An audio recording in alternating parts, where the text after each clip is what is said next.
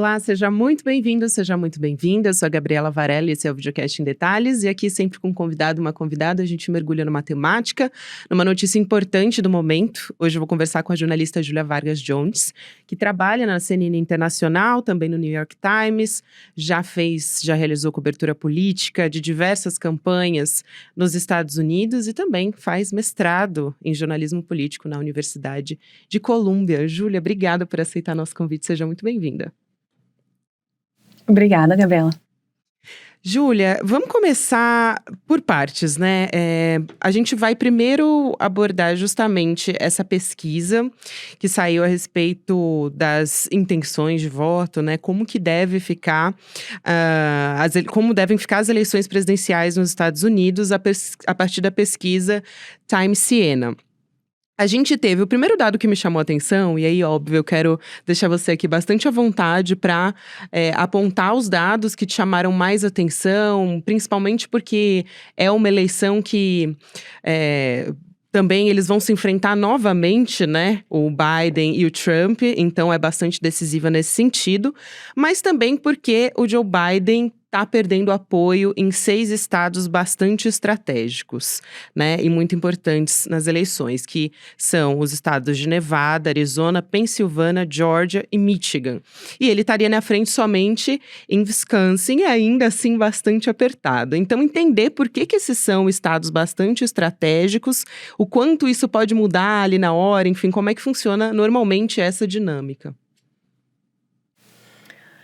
Gabriela, esse foi o fato que eu acho que mais me chamou a atenção e mais chamou a atenção de todo mundo nessa pesquisa, é a grande manchete, é Biden perdendo território para o Trump em esses estados que ele tinha conquistado em 2020, que fizeram uma grande diferença. Agora, queria explicar um pouquinho por que esses estados são tão importantes, né? Por que 6 estados?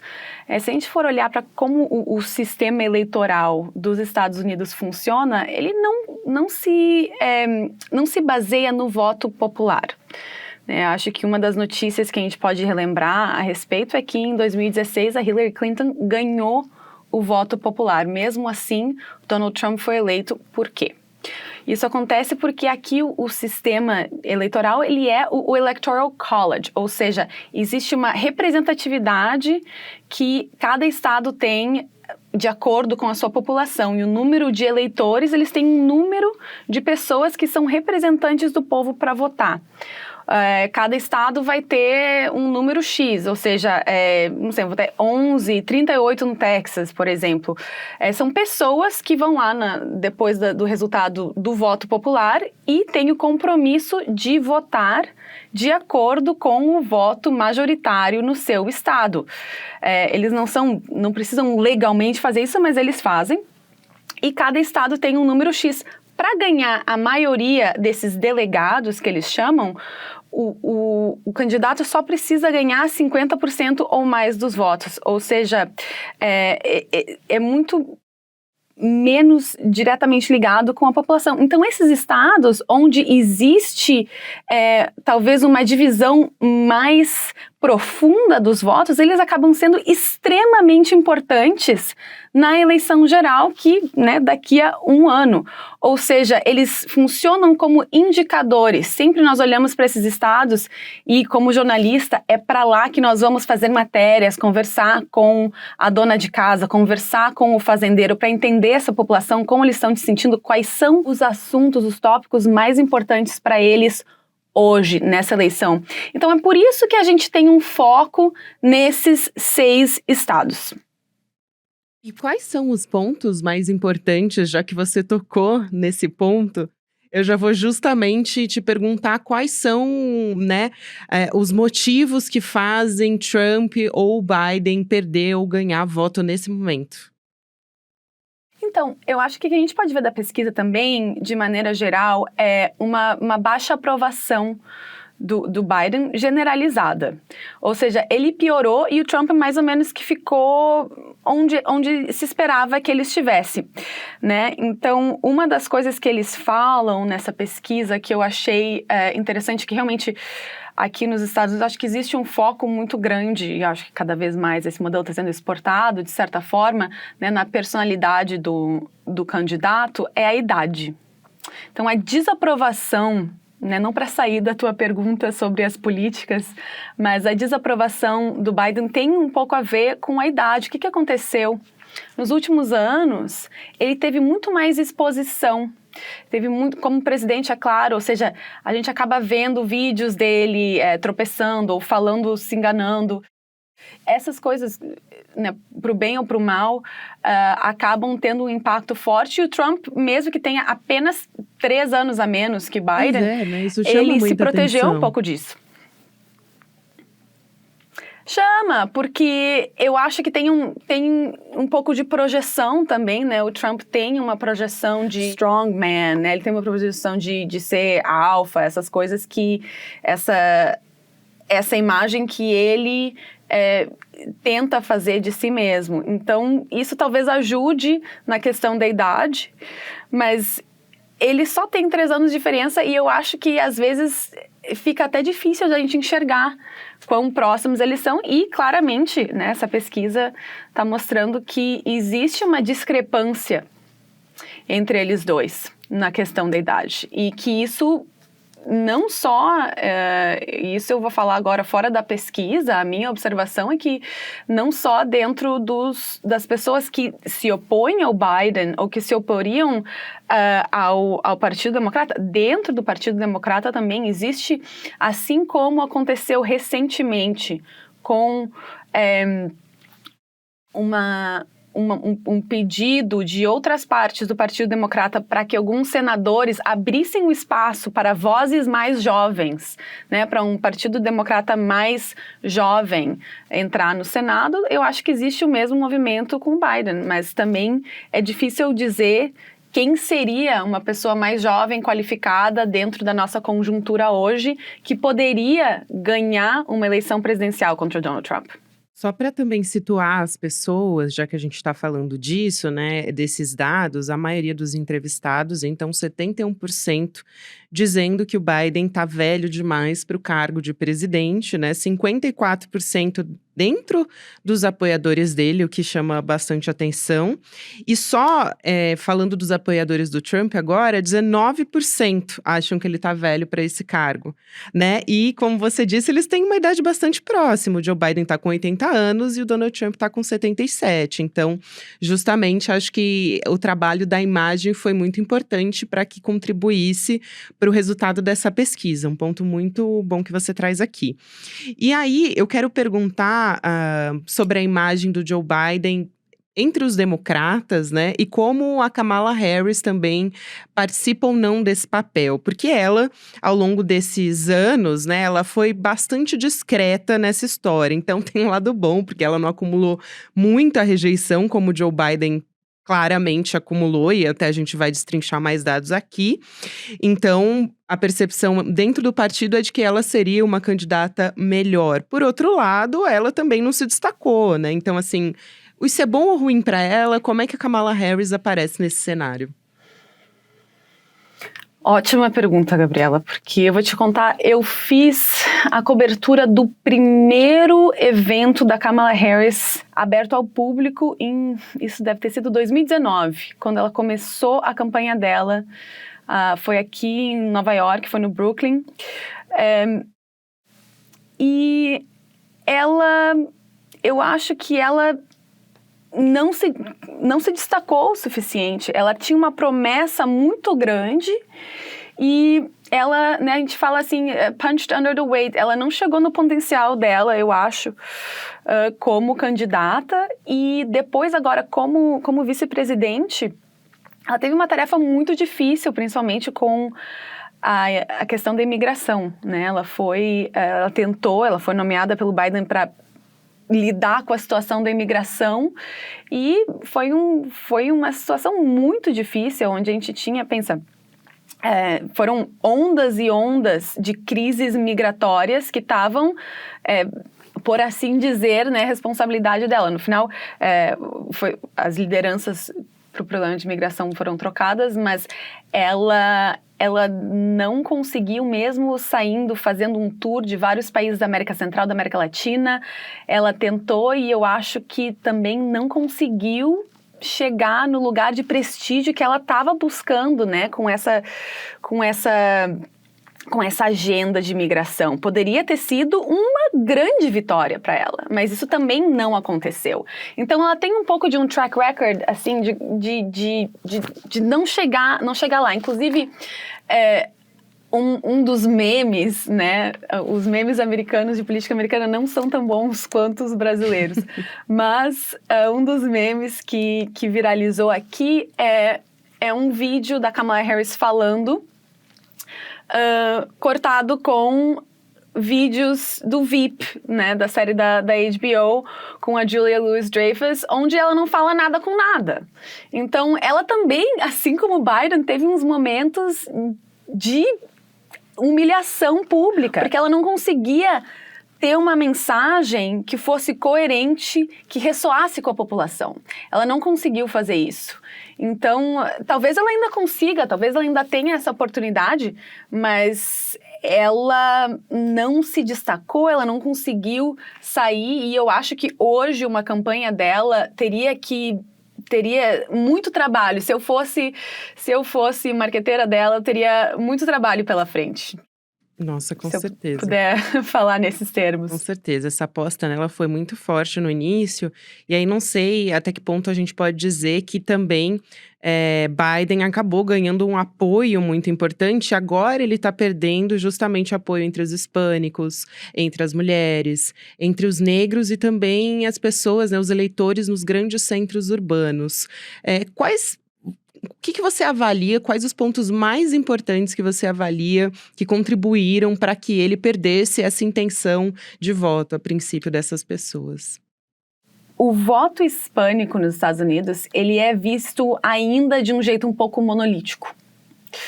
Ainda existe uma visão dentro do Partido Democrata, e eu tô falando agora pensando em coberturas que eu fiz na Califórnia, onde esse voto é um voto muito importante, né? O voto hispânico, o voto latino. E ele não... Eu acho que não existe, os democratas não acordaram ainda para todas as diferenças culturais e políticas, né, que podem ressoar com o eleitorado latino. Ele não é um eleitorado necessariamente liberal no sentido político americano, ele não é um eleitorado necessariamente de esquerda. Muitas dessas pessoas que estão aqui nos Estados Unidos hoje, que se identificam como hispânicas, latinos, chicanos, o que seja, vêm de famílias ou são eles mesmos, pessoas que estavam querendo fugir de regimes de esquerda. Então, quando Donald Trump, na Flórida, compara os processos contra ele, os processos criminais legítimos contra ele, a uma ditadura de Cuba, todos os cubanos que fugiram de Cuba acham aquilo ótimo, eles entendem. Então, o Trump conseguiu conquistar muitos desses imigrantes, muitas dessas pessoas que sofreram com um regime de esquerda na América Latina ou que tiveram alguma consequência econômica. Ele consegue captar atenção e uma emoção nesse eleitor, que o Partido Democrata consegue de várias outras maneiras, com o apoio à imigração. Mas isso é muito mais complicado e muito menos direto nessa atenção que tu consegue de um público que tem uma reação imediata, uma reação emocional. E a gente sabe que a política, né, Gabriela, tem muito mais a ver com emoções do que com racionalidade. E você puxou um ponto que eu acho que vale a pena a gente encaminhar. Depois eu vou voltar também de novo para os dados e, enfim, para a gente entender a dinâmica do processo eleitoral, que é muito diferente do que a gente está acostumado aqui no Brasil, né, Júlia? Mas o quanto o apoio restrito a Israel vai impactar no resultado dessas eleições, né? A gente sabe que a política externa não é tão decisiva nas urnas nos Estados Unidos, mas esse aspecto em específico é bastante importante. E também tem sido bastante. O Joe Biden, né? Ele tem mudado um pouco o posicionamento, mas a gente sabe que o alinhamento dos Estados Unidos, como ele disse desde o primeiro dia, é irrestrito a Israel. E Trump, a gente já sabe, também tem um alinhamento bastante importante, muito forte com Israel.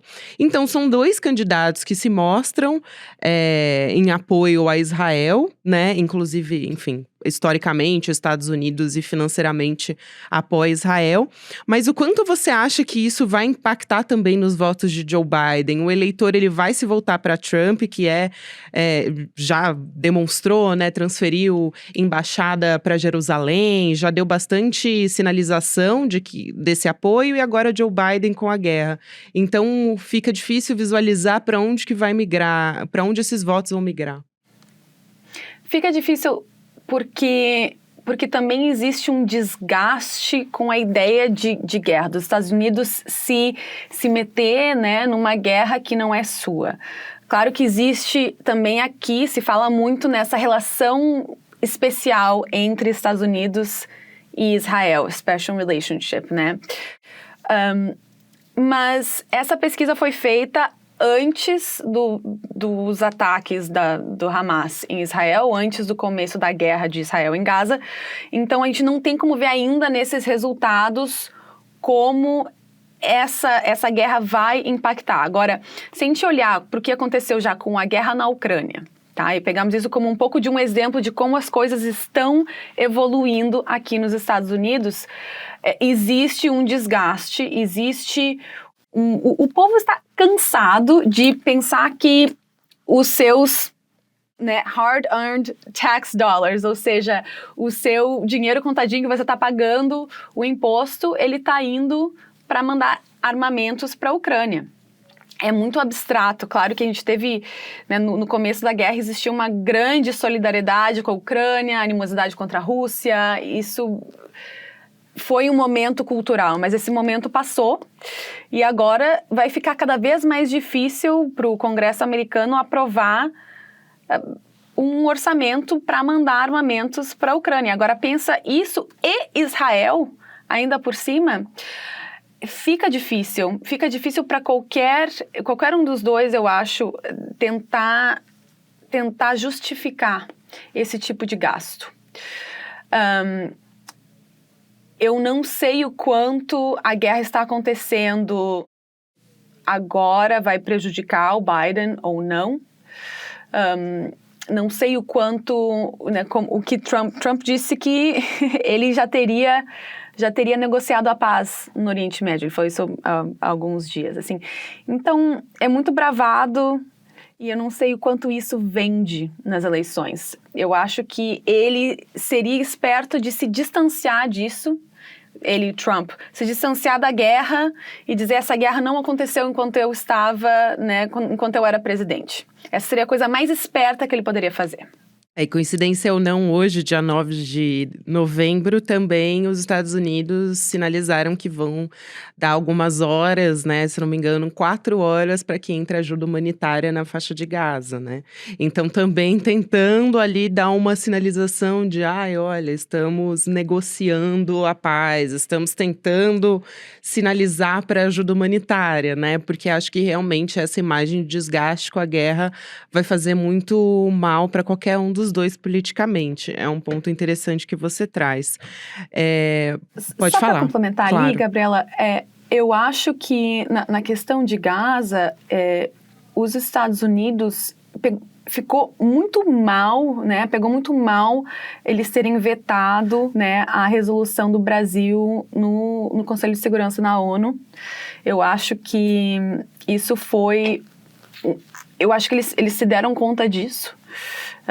é claro, mas talvez parte de uma amenização, eu não sei, talvez, desse discurso, né? A gente pode avaliar, agora como tu estava falando dessa entrada de ajuda humanitária, talvez exista um pouco de uma transição para uma política um pouco mais amena. A gente está vendo, né, protestos em várias cidades do mundo em solidariedade com Gaza. Inclusive não sei em Washington, quanto isso, né? Na Casa Branca, inclusive em Washington, né? aqui em Nova York, foi gigantesco. Esse final de semana, inclusive. Então, assim, eu acho que talvez daqui a um ano, né? Também a gente tem que lembrar que essa pesquisa é um ano antes. Então, nesse ano, o que vai transparecer? Tudo que pode acontecer se essa guerra continuar da maneira que está indo, o nível de indignação da população também vai continuar aumentando. E aí eu quero voltar para os pontos, para alguns dados da pesquisa, né? Que eu também acho importante, que eu não citei aqui. Porque teve uma outra pesquisa que foi feita antes dessa, né? Dizendo que 58% das pessoas viam com maus olhos o temperamento de Donald Trump, né? Muito explosivo, enfim. E também já é bastante conhecida a personalidade dele, né?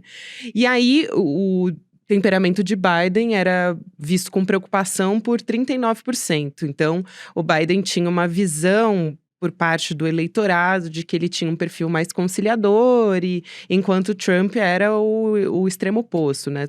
Completamente explosivo. Agora, essa diferença diminuiu e muito, e isso me chamou muito a atenção, porque 55% acreditam, né, veem com maus olhos Trump agora, o temperamento de Trump, e 51 Biden. A diferença é muito pequena, né? Eu tô falando aqui de porcentagem.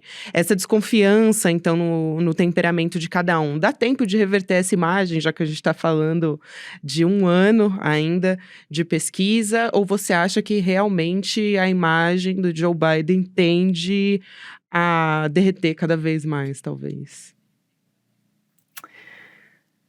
Olha, um ano, dá tempo.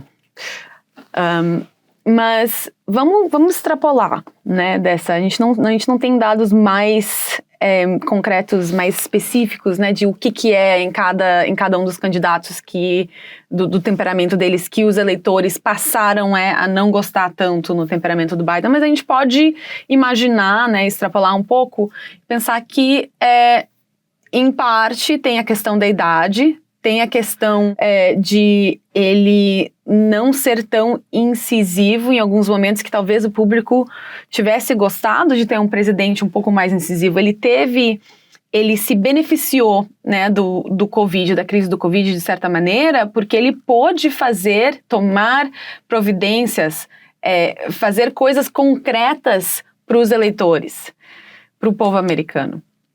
E agora, ele não tem mais isso. Então, talvez se tiver a oportunidade de outra crise, se ele tiver a oportunidade de se mostrar como líder, que ele pode liderar, claro que ele tem tempo. Mas eu acho que, de maneira geral, é difícil justamente pela questão da idade, né? A gente enxerga que ele continua, ele não está numa trajetória que isso vai se reverter. Mas talvez durante a campanha, talvez existam outros tipos de eventos, outra maneira de apresentar esse presidente que talvez possa mudar, né, a ideia de um eleitor. E aí, para fechar, eu quero perguntar a respeito dos candidatos independentes, né? Tem, por exemplo, o Robert Kennedy Jr., que deve ser alçado como um candidato independente, e outro que chama a atenção é o Cornel West, né, que é ex-professor da Universidade Harvard. O quanto eles são importantes para a campanha presidencial no ano que vem? O quanto esses candidatos independentes podem impactar? Como é que você está vendo a partir do resultado dessa pesquisa? De maneira geral, nos Estados Unidos, os candidatos independentes, eles não têm um impacto. Eles não vão tirar muitas pessoas de um candidato democrata ou de um candidato republicano. Eles não vão ganhar uma grande porcentagem do voto, de regra, tá? Mas o papel deles, tradicionalmente, é de trazer dentro dos debates os candidatos mais de esquerda mais para a esquerda e os candidatos mais de direita mais para a direita. Ou seja, eles vão influenciar o discurso dentro dos seus grupos políticos. Esse é o papel mais importante. A gente pode ver que isso acontece, né, dos democratas, quando tem o Bernie Sanders dentro de um debate, ele está fazendo perguntas para Hillary Clinton, por exemplo, que ela não tem como não ela não tem como não responder ali naquele momento público, que outro candidato que não fosse tão independente, embora Bernie Sanders não seja tão independente, não teria esse compromisso de fazer. No caso do Kennedy é diferente porque ele é uma figura em si, né? Ele é anti-vaxxer, ele é uma pessoa que tem muitas teorias a respeito de muitas coisas. E o Cornel West, ele é uma figura super importante dentro da esquerda dos Estados Unidos. E justamente eu acho que essas pessoas vão ajudar a formar essa colcha de retalhos, né? Que é as primárias presidenciais aqui, mas em algum momento elas desaparecem. E a gente vai ter a mesma eleição entre Trump e Biden. E que isso em si, eu acho que é uma falha do sistema eleitoral americano. A gente já falou um pouco sobre, né, as idiosincrasias e o que faz esse sistema tão único, e essa é outra delas, é que existem apenas 2 partidos que têm realmente chance de ganhar eleições presidenciais. Acontece de vez em quando, dentro de um estado, um deputado estadual, tudo bem, isso talvez aconteça de vez em quando uma pessoa do Partido Verde, ou independent mesmo, que eles chamam aqui, que é simplesmente uma pessoa sem partido, é independent, a terceira via americana. Então, isso cria já, né, dentro da gênese da política americana, desde o começo, existe uma dualidade, uma divisão muito mais profunda do que no Brasil, por exemplo, onde tem N partidos que podem ter representantes na Câmara. Nossa, com certeza, né? Ainda mais depois das eleições de Bolsonaro, que o PL, que era um nanico, né, virou um partido enorme, enfim, com muita influência no Congresso, inclusive. Essa fluidez, ela não existe aqui, né, Gabriela? Então, isso é uma coisa muito importante. A gente fica olhando, estado azul, estado vermelho. Realmente existe uma ideia muito binária do que são eleições aqui. Não tem uma terceira opção. Então, tu me pergunta da importância desses candidatos, tudo bem, existe agora. Esse ano é o ano desses candidatos. São pessoas que eles estão aí para difundir ideias diferentes, para influenciar outros candidatos que realmente vão ter chances de ganhar uma eleição. Mas, de maneira geral, a gente esse país não dá espaço para esse tipo de candidato independente. É interessante a gente ficar de olho em como esses candidatos independentes, né, vão contribuir ou, enfim, impactar de maneira geral nas eleições, e também como é que esses estados vão se comportar, esses 6 estados, né, que representam 79 delegados no colégio eleitoral, que nos Estados Unidos é muito importante para vencer a eleição, principalmente porque os outros estados, né, até você me corrigir se eu estiver errada, para vencer a eleição você precisa de 270 delegados, e alguns estados já estão, a maioria inclusive, mais marcados, né, a gente já sabe, esse daqui vai votar nos republicanos, com certeza. E eles, né, esse outro estado já é mais conhecido pelo voto democrata. Então, são realmente esses 6 que a gente tem que ficar de olho nos próximos meses e até chegar, de fato, na campanha eleitoral dos Estados Unidos. Júlia, quero te agradecer muito aqui. Foi um prazer te receber. Um grande abraço para você e até uma próxima. Seja sempre bem-vinda. Obrigada a você, Gabriela. Um beijo, até mais. O Videocast em Detalhes fica por aqui. O próximo episódio vai ao ar às 10h30 da manhã, ao vivo no YouTube, por onde você acompanha toda a programação do ICL Notícias, sempre de segunda a sexta-feira. E você também pode acompanhar o Em Detalhes nas principais plataformas de áudio. A partir das 7, 8 horas da manhã, o episódio já fica disponível para você. Para quem acompanha essa transmissão ao vivo no YouTube, você fica agora com o Videocast Mercado e Investimentos, com o André Campedelli e a Débora Maganha. E depois, às 5 horas da tarde, com o Rolê ICL, com o William De Luca. E na sequência, às 6 horas da noite, com o ICL Notícias segunda edição. Hoje, especialmente, eu quero te fazer, mais uma vez, para você que é ouvinte diário do Em Detalhes, já sabe, um convite para o primeiro filme original do ICL, o documentário aqui, que a gente tem muito orgulho, inclusive, de fazer um debate ao vivo a respeito disso. É uma conquista para a gente. Vai ser um documentário, um debate aberto, a partir do documentário de Quanta Terra Precisa o Homem. Os trechos desse novo documentário vão ser exibidos, inclusive, no dia 12 de novembro, às 8 horas da noite. E aí você vai ficar por dentro dessa história, né, dessa verdade a respeito do MST que as elites fazem questão de esconder. Esse encontro vai contar com a presença do João Pedro Stedley, também o diretor nacional do MST, também a Laura Sabino, youtuber e também militante do MST, e moderação do Eduardo Moreira, dia 12. Então anota na sua agenda, 8 horas da noite. Você pode garantir a sua vaga em icl.com.br/em detalhes. O Em Detalhes fica por aqui. Até amanhã. Você já percebeu como é grande o esforço da direita e da extrema-direita para criminalizar o MST? Você já parou para pensar por que eles querem tanto atingir esse movimento, atacar esse movimento? Pois é, contra tudo e todos do grande capital, a gente resolveu revelar a verdade sobre o MST. Você tem interesse em conhecer essa verdade? No dia 12 de novembro, um domingo, às 8 horas da noite, no horário de Brasília, a gente vai apresentar para vocês trechos do documentário de Quanta Terra Precisa o Homem e também fazer um debate incrível sobre essa, que é uma das questões mais importantes para o Brasil, a questão da terra.